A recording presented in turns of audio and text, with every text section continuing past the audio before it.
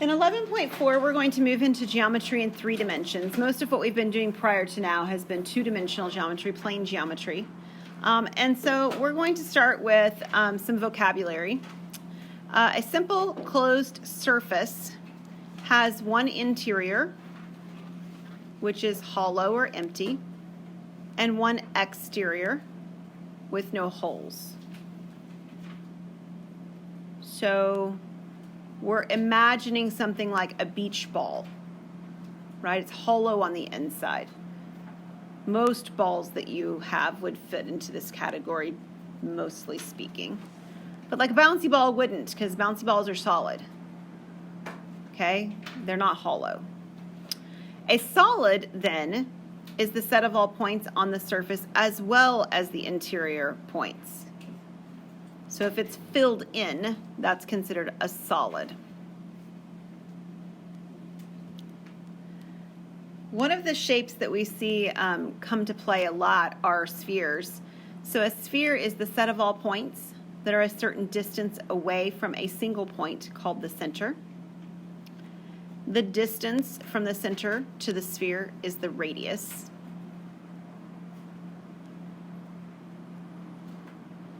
Okay, those balls, right?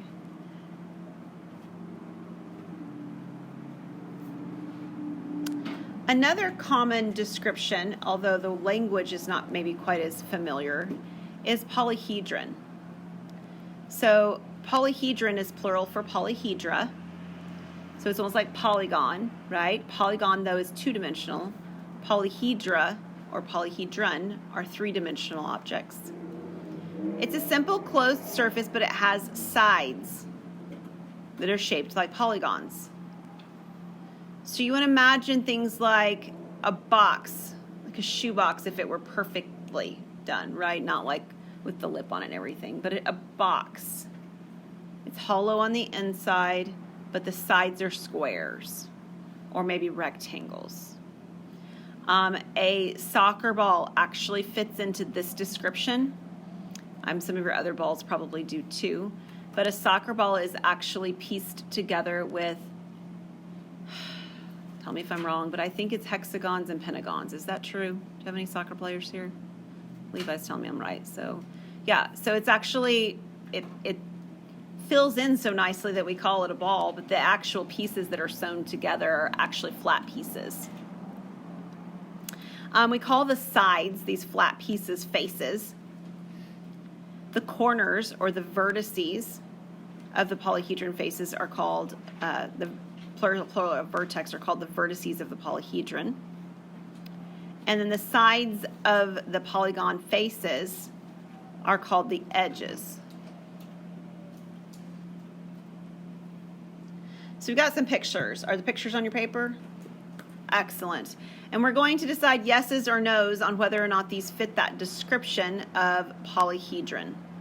What about that first one? Yes. I have sides that are rectangles and triangles, right? 2-dimensional, they're polyhedra, or they're polygon sides, so it's a polyhedra. How about the second one? Yes. I have a rectangle or square maybe on the base, and then I have sides that are triangles. How about the third one? No, spheres do not have flat faces. In fact, they don't have faces at all. How about the next one? This one's a no. It still has those circles as a base, so they're flat, but the circles themselves are not polygons. And so the bases, the faces are supposed to be polygons, and circles aren't polygons because polygons have these edges as well. So this one is not. How about the next one? We're on 5. No, what does it fail to do? It kind of fails differently. You do pick up your pencil. It actually has a hole in it, right? And if you look back over here at my descriptions at the very beginning, it said that we have no holes. Did you guys picture that very well? It's kind of hard to see it 3-dimensional, but it's got a hole in the middle. It's like a square donut. How about the last one? trick. It's no. Feels like it should be. If I broke it apart at that tip spot, it would be. But again, if you go back to the definition, it says it's supposed to be simple. And simple curves means that the lines don't cross, and they do cross in that sort of point in the center. So that's why it fails. So we're going to deal with some specific types of polyhedron. The first one is a prism. A prism is a polyhedron with two congruent parallel faces. Those are blue on my picture. They're probably gray on your notes, depending on how it printed out, top and bottom. They're congruent. In my picture on this one, they're triangles. They don't have to be triangles, but this one there are. They're parallel. And then the shapes around the edge are called lateral faces. They're often rectangles, but at the very least, they're parallelograms. So they could be straight up and down, they're rectangles, but we could have the shape like tilted. Think like Leaning Tower of Pisa, kind of a tilt to something, right? And if they're tilted or at an angle, they could be parallelograms instead of rectangles. If they're straight up and down, that's called a right prism. And if they have this sort of tilt to them, it's an oblique prism. So oblique for mathematics always means that there's some kind of a slant to it. If you remember oblique asymptotes, and sometimes people call them slant asymptotes. So same thing here, the oblique means slanted. So when it's a right prism, the lateral faces are rectangles. When it's oblique or slanted, then I've got parallelograms. Prisms are also named by the shape of the base. So like on this one, what you see is triangle bases, right? The blue pieces are triangles. This is a triangular prism. So what we're going to do next is we're going to name with as best of accuracy as we can what kind of shapes these are. They're all prisms, by the way. That's not the point. The point is what we have. So taking a look at that first one, what do you think it is? What's that? Right.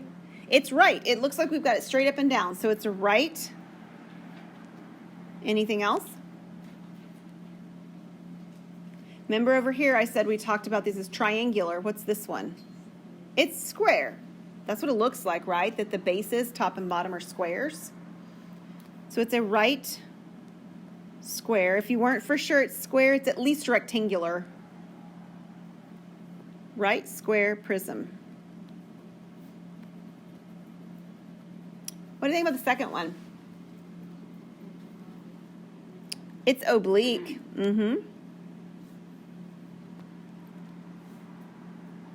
What are the bases? They're five-sided, right? What's five-sided? Pentagon. So the way that we take that word and we adjust it is it's pentagonal. So it looks like pentagon, O-L. I'm sorry, A-L. Pentagonal. And it's a prism.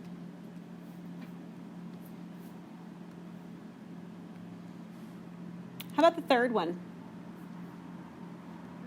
It's right. Octagonal, it's octagonal, but yeah.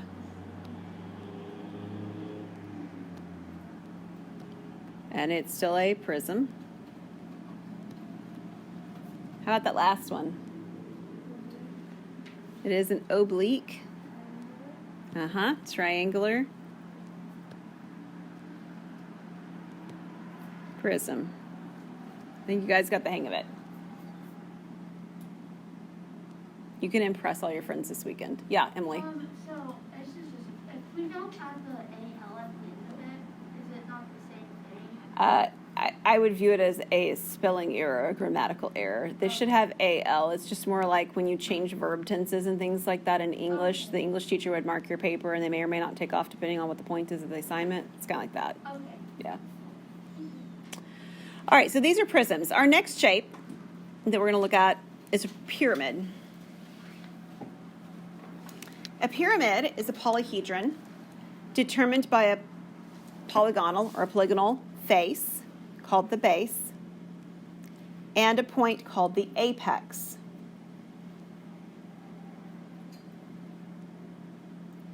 The pyramid's shape comes from the triangular faces called lateral faces And it's determined by the point at each of the edge of the polygon, the base. So if you take the base edge along with the apex, you'll end up with a triangle on all your lateral faces. Altitude. The altitude of the pyramid is perpendicular segment from the apex to the base. Right, so if you imagine, right, a pyramid of, Egypt, and you took the very top point and you went drilling straight down into the, base of it from there. That would be your altitude. What it actually measures is the true height of it, not the height on the slant, but the true height, like altitude from, ground level up. Pyramids are named for their bases, just like prisms were. So you can see the base on this one is a triangle, but the base on the next picture I have here is a square, right? And the last one that I have, that sort of orangey shaped one too, also looks like maybe a square or potentially a rectangle, but probably a square. Okay, so we name them by their bases. If the base is a regular polygon, okay, so it's an equilateral triangle, or it's a square, or it's a pentagon or a hexagon or an octagon where all the sides and angles are equal, right? Like the stop sign as opposed to the stop sign that's being elongated, right? So if it's a regular shape and the altitude intersects the base's center, which it would, if it's a regular shape, then we have a right rectangular pyramid. Okay, so right means straight up and down, right oblique means slanted, and the base has to be a specific regular type shape. If the altitude does not intersect the base's center, that's what's going on in this picture over here with this kind of, it looks green on my screen, which is kind of funny because it definitely looks orange from the projector view. That's an oblique pyramid. And it doesn't matter what the base is called, it's still not right because it is slanted. It's not hitting the base's center. Asia? You said right rectangular pyramid, but it says right regular pyramid. Sorry. I probably just misspoke. I'm sorry. A right regular pyramid. Okay, so regular. Yeah, I mean, like if it were triangular, it could be a right triangular pyramid, or it could be a right square pyramid or a right hexagon pyramid or whatever. Yeah, regular makes it more general. All right.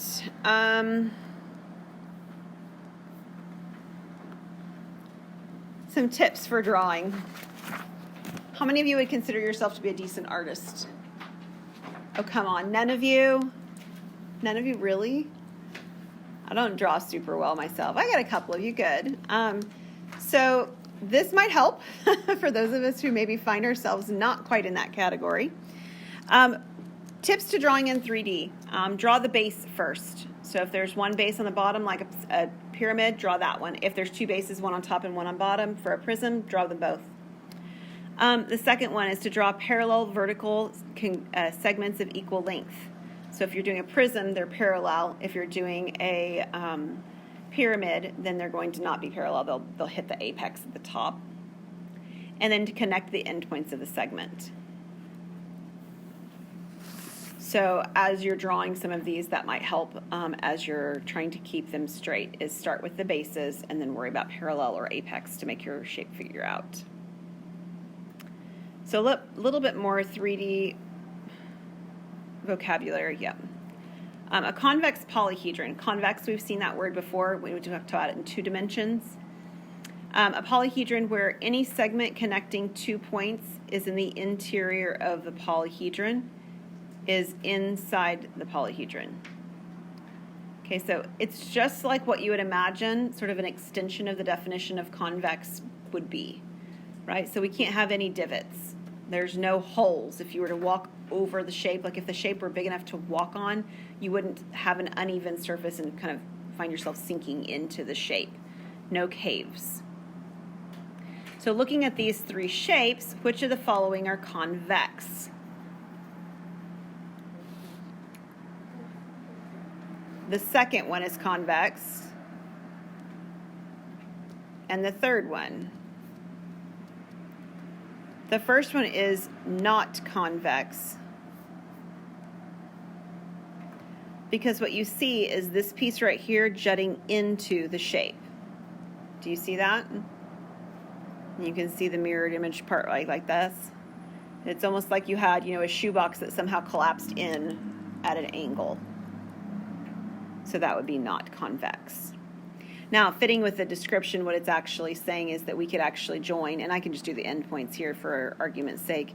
If I join these two endpoints together, just 2 points on my shape, that segment doesn't lie inside the shape. It's actually on the exterior of the shape. That's what it fails to do. All right, we're going to do this regular polyhedron stuff, and then we'll stop for today. Regular polyhedron. A convex polyhedron whose faces are all congruent regular polygons.